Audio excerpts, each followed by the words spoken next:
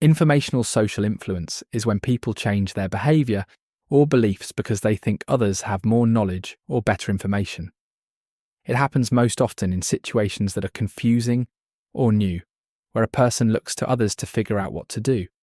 Instead of relying on their own judgment, they follow the crowd because they believe the group knows something they don't.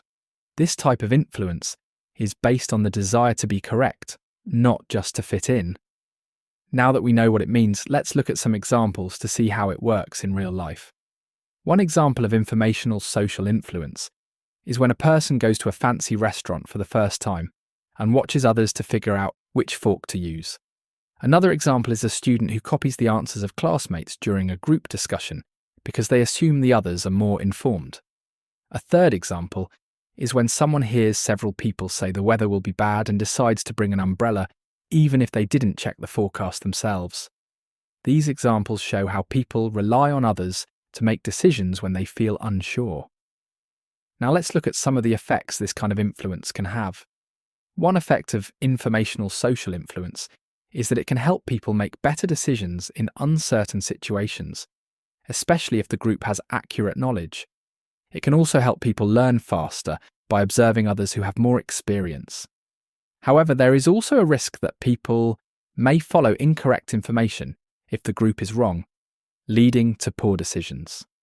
Another effect is that it can reduce confidence in personal judgment, as people may start to trust others more than themselves.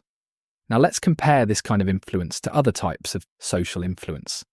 Informational social influence is different from normative social influence, which is when people follow others to be liked or accepted. In informational influence, the goal is to be correct.